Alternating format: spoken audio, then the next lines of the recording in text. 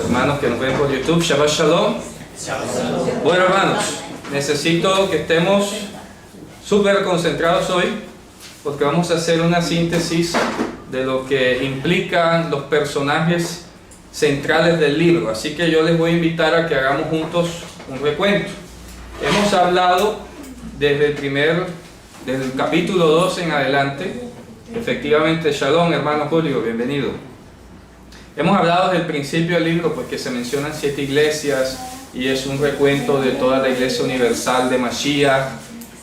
Vimos que prácticamente ese universo de iglesias que están allí, solamente se destaca una, que es Filadelfia, que es finalmente la que no tiene defectos, es aquella pues que le espera una corona, una promesa distinguida, ¿no? Seguido a esto habíamos visto pues que se desatan unos sellos que, bien lo dijimos en su momento, eran como reprensiones debidas a cada apostasía o a cada foco de apostasía o de potencial apostasía que hubiese en la iglesia, y teniendo apostasía como el apartarse de los mandamientos, el negar que Yehoshua haya venido en carne, es decir, corpóreamente, y que no debemos confundir que carne sea carne humana, sino carne simplemente en el sentido físico.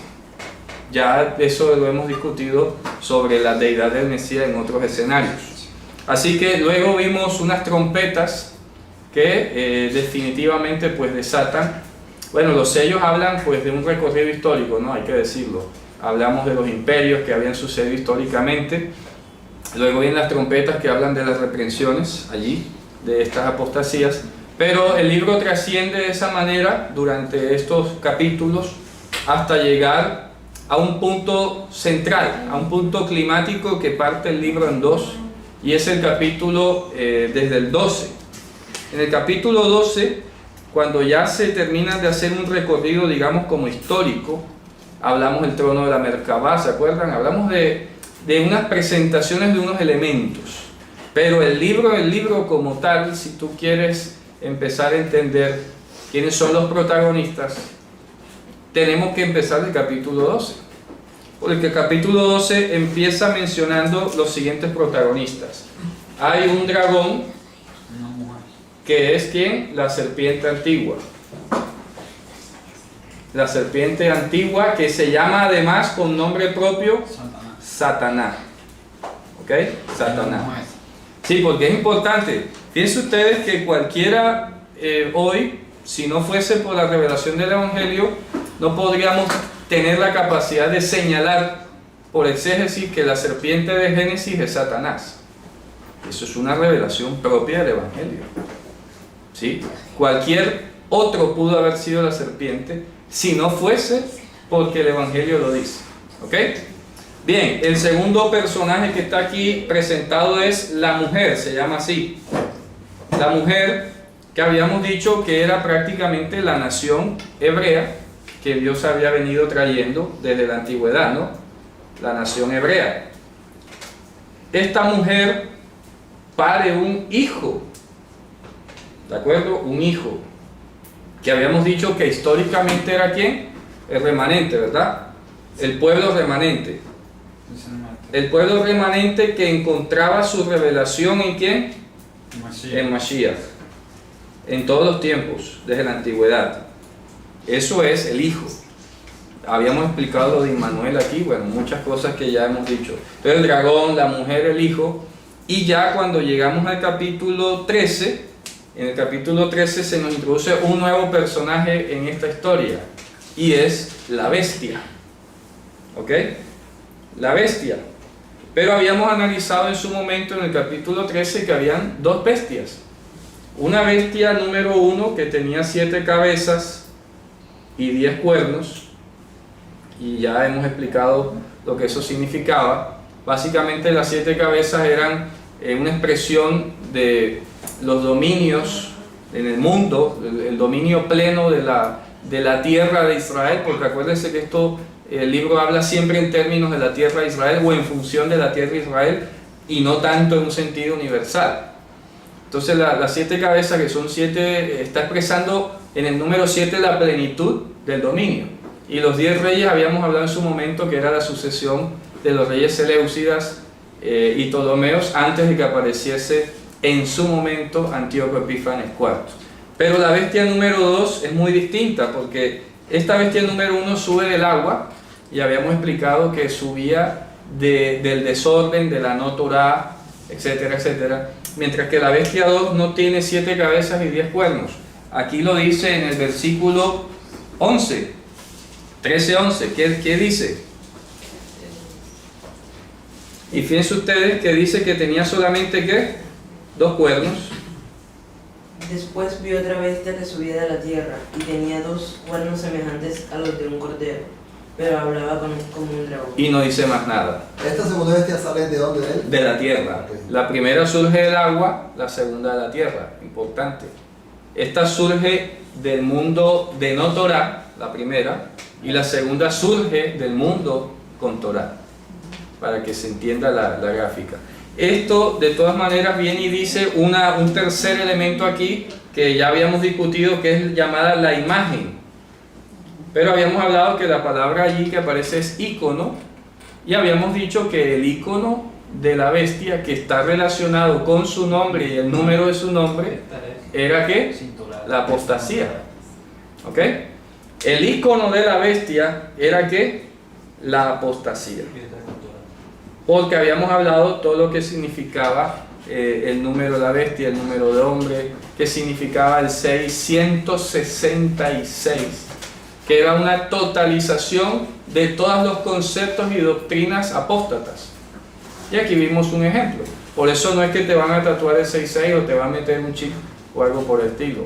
Tiene que ver con la reprogramación de tu cerebro para que tú, al igual que Eva, que es la mujer en Génesis, ¿qué dice allá? Que la mujer fue engañada por sus sentidos y fue apartada de la sincera fidelidad a Mashiach.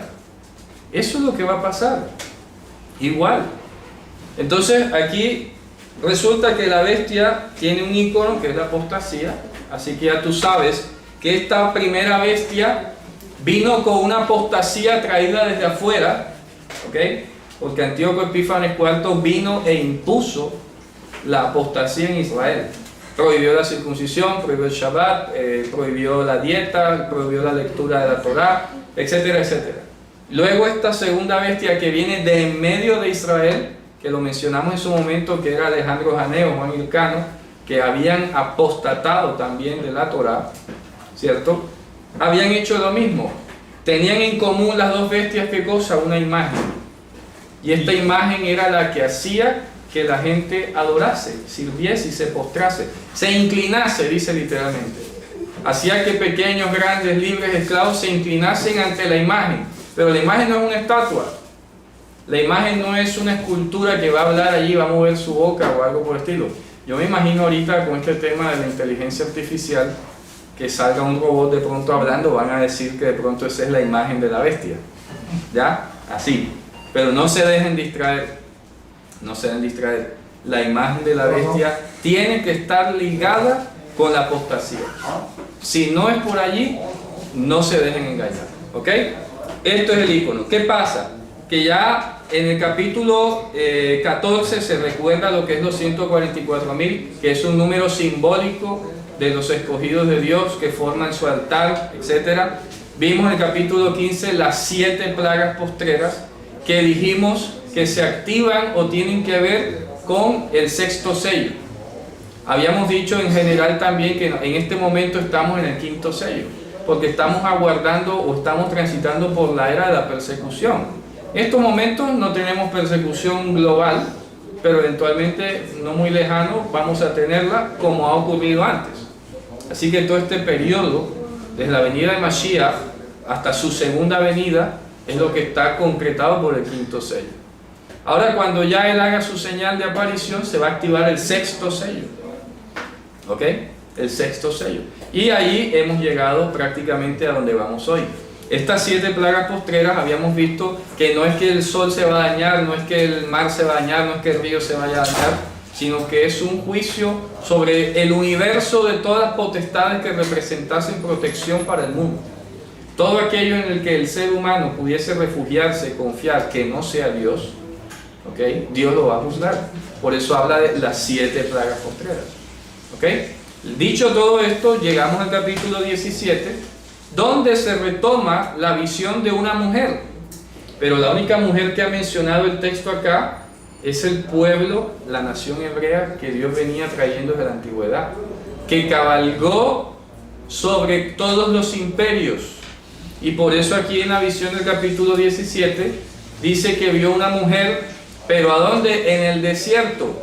Y si ustedes leen, esta mujer que menciona aquí fue dejada en la última vez que se mencionó en el desierto. ¿Ok? En el capítulo 12, la última vez que se mencionó la mujer quedó en el desierto. Y allá quedó. Luego entonces retoma la visión y está viendo que esta mujer ahora está en el desierto, pero está sobre una bestia. Y ya no es la misma mujer del capítulo 12, porque ahora es una mujer que se ha pervertido. Es una mujer concretamente promiscua, prostituta, ¿de acuerdo? Y ya vemos entonces el deterioro y tenemos en mente ahora lo siguiente. Resulta que la mujer está sentada en el desierto sobre una bestia de similares características de la primera bestia del capítulo 13, solo que se le añaden algunos detalles. Por ejemplo, en la bestia del capítulo 13 se dice que tiene 7 cabezas y 10 cuernos, que es la idea central, solo que aquí se agrega que es de color rojo, que sabemos que significa la guerra, la sangre, la matanza, el pecado. Así que ya está diciéndote por demás qué categoría posee esa bestia. Pero bien, vamos entonces a recrear esta conjunción de ideas. Vemos que en el capítulo 17 desaparece de plano el dragón, desaparece el concepto del hijo, no aparece allí en el capítulo 17, desaparece, digamos, la segunda bestia, no sale por allí. Simplemente nos queda como haciéndole zoom o haciéndole enfoque una mujer ramera sobre una bestia. Y esta bestia, fíjense que sube del desierto, no sube del agua, o sea que es de adentro de los conceptos de la Torá, no es de afuera, no es de la ausencia de Torá. Viene del desierto, en el desierto que es obviamente haberse erosionado o haberse secado la savia rica, la rica savia del olivo. Es sequedad, es ausencia de toda cosa que transmita vida. Eso es lo que significa el desierto. Por eso Israel pasó por el desierto 40 años para enseñarle al pueblo que no del pan iba a vivir, sino de la palabra de Dios, básicamente. Porque en el desierto no iban a poder vivir de nada. No había tierra de cultivo, no había tierra de regadíos ni nada. Era de lo que Dios mandase. De lo que Dios mandase. En el desierto no iban a poder vivir de nada. Tanto así que algunos, en vez de irse por otro camino en el desierto, lo que pensaron fue en su lógica volverse a Egipto, porque no había para más. ¿Cierto? Entonces vemos en resumen, capítulo 17, una mujer ramera sentada sobre una bestia. Pero esta bestia retoma las características que había tenido aquella primera bestia histórica. Entonces, ¿cuáles eran las características de la bestia histórica? Repito, las 7 cabezas que aquí menciona que son 7 montes, pero al mismo tiempo dice que son 7 reyes. Pero resulta que son los reyes sobre los que ha estado montado la mujer históricamente. Estas 7 cabezas de esta bestia son los reyes o los reinos sobre los cuales la mujer ha estado sentada desde la antigüedad, desde que existe. Dime. Si la primera bestia primero salió de la superficie del mar, porque ahora está saliendo del desierto. Por eso, porque es una combinación del mismo nivel de letalidad de la primera, con toda la fuerza que vino, con todo el bagaje histórico que tiene, con la capacidad que tiene, pero mezclada con Torah seca, con Torah sin Ruach HaKodesh. ¿Me explico? Así. Entonces es una combinación, por eso voy a retomar. ¿Qué habíamos dicho de la primera bestia del capítulo 13? Que tenía 7 cabezas y 10 cuernos. Las 7 cabezas representaban el dominio global, total, general, universal, sobre la tierra de Israel, ojo, no sobre el planeta. Y los 10 cuernos habíamos dicho que eran la sucesión de los 10 reyes, hasta que vino el cuerno pequeño. ¿Ok? Vale. Este cuerno pequeño trajo o consolidó la apostasía. ¿En dónde? En Israel. no en el mundo, en Israel. ¿Ok? Esas dos características son las que tiene esta bestia también. Solo que esta no viene de afuera, viene de adentro. Es una bestia que va a estar sirviéndole a esta mujer que se ha apostatado de la fidelidad. Entonces, si hacemos la conversión, si la mujer ramera, digamos, es la nación histórica incrédula, la nación histórica incrédula, ¿sobre qué va a estar entonces cabalgando ahora? ¿Cuál sería ese último gran dominio, ya ahora sí, a nivel universal, a nivel global, sobre la cual ella pudiera montarse? O con la cual pudiera existir alguna relación, alguna cuestión en común. Si habíamos dicho que la bestia tiene un icono que es la apostasía, entonces tenemos que decir que es la apostasía ¿de qué? De la iglesia. Apostasía de la iglesia. Fíjense que eso es importante, ¿eh? La nación histórica hebrea va a estar